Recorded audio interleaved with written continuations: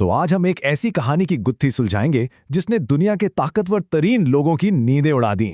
जी हाँ, ये कहानी है जेफरी एप्स्टीन की और उन राजों की जो शायद उसके साथ ही दफन हो गए। इस कहानी का मरकज है ये जगह। यह है लिटिल सेंट जेम्स, कैरेबियन में 72 एकड़ पर फैला एक निजी जजीरा। देखने में तो बिल्कुल जन्नत का टुकड़ा लगता है ना? लेकिन इसकी खूबसूरती के पीछे एक बहुत ही तारीख और भयानक सच छुपा हुआ था। तो सवाल ये पैदा होता है कि इस 72 एकड़ की जन्नत में आखिर होता क्या था? पार्टियों और छुट्टियों के नाम पर कौन सा खेल खेला जा रहा था? चलें इस राज से पर्दा उठाते हैं। अच्छा, इस पूरी कहानी का जो मरकजी किरदार है ना, वो एक ही शख्स है, जेफरी एप्स्टीन। सवाल यह है कि आखिर ये था कौन और इतनी दौलत और ताकत उसके पास आई कहां से?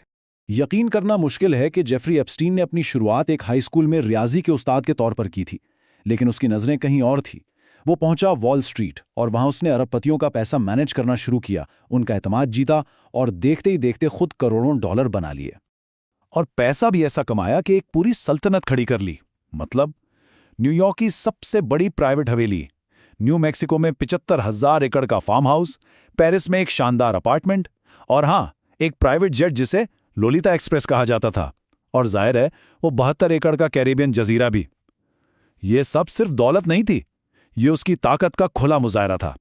लेकिन सुनिए, एप्स्टीन की असल ताकत उसका पैसा नहीं था, बल्कि उसके ताल्लुकात थे।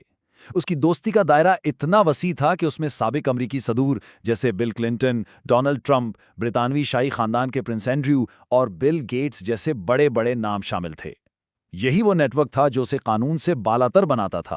तो अब कहानी के इस तारीख हिस्से की तरफ चलते हैं जहां जुर्म शुरू होता है और इंसाफ एक समझौता बनकर रह जाता है।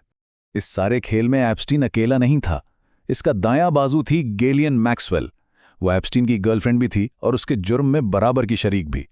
इसी का काम था कम उम्र लड़कियों को नौकरियों और एक बेहतर जिंदगी का झांसा देकर इस घिनौने जाल में फंसाना। फिर साल 2005 में एक लड़की ने हिम्मत की। उसका नाम था कोर्टनी वाइल्ड। उसने खामोशी तोड़ी और पुलिस को सब कुछ बता दिया। ये तो बस शुरुआत थी एक ऐसे तूफान की जिसने आगे चलकर सब कुछ तहस नहस कर देना था। और यहां जो हुआ वो इंसाफ के नाम पर एक मजाक था। सोचें जरा, एक तरफ दर्जनों कम उम्र लड़कियों की स्मगलिंग के संगीन इल्जामात और दूसरी तरफ एक खुफिया डील। नतीजा ये निकला कि एप्स्टीन को सिर्फ 18 महीने की सजा हुई, वो भी जेल के एक प्राइवेट हिस्से में जहां से वो काम पर भी जा सकता था। इस डील ने ना सिर्फ एप्स्टीन को बचाया बल्कि उसके तमाम ताकतवर दोस्तों को भी बचा लिया। सवाल तो बनता है ना कि क्या कानून अमीरों के लिए अलग होता है?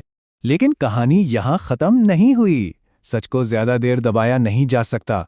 सालों बाद कुछ बहादुर सहाफियों और मुतासरीन की वजह से ये केस दोबारा खुला और फिर हिसाब का दिन आ ही गया। और फिर बाजी पलटना शुरू हुई। 2018 में सहाफ़ी जुली की ब्राउन की एक रिपोर्ट ने इस खुफिया डील का भांडा फोड़ दिया। पूरी दुनिया में गुस्से की लहर दौड़ गई। इस दबाव में आकर 6 जुलाई 2019 को एप्स्टीन को दोबारा गिरफ्तार कर लिया गया।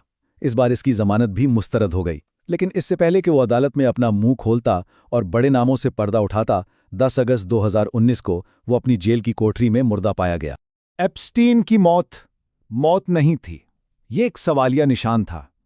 इसने इंसाफ की हर उम्मीद पर पानी फेर दिया और अपने पीछे ऐसे सवाल छोड़ दिए जिनका जवाब शायद कभी ना मिले। अच्छा, सरकारी तौर पर तो कह दिया गया है कि उसने खुदकुशी की है, लेकिन जो हालात थे ना, वो इतने मशकूक थे कि इस बात पर यकीन करना बहुत मुश्किल है।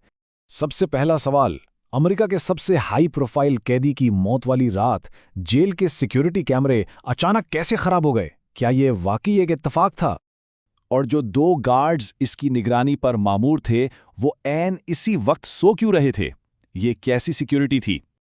और सबसे बड़ा सवाल, इसे अपनी मौत से कुछ दिन पहले ही सुसाइड वॉच यानी खुदकुशी की खुसूसी निगरानी से क्यों हटाया गया?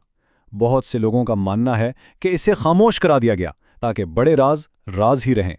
लेकिन एप्स्टीन की मौत से कहानी खत्म नहीं हुई। इसके साथ ही गैलियन मैक्सवेल को आखिरकार गिरफ्तार किया गया और 20 साल कैद की सजा सुनाई गई। 150 से ज्यादा मुतासरीन को $121 मिलियन का मुआवजा देने के लिए एक फंड भी बनाया गया।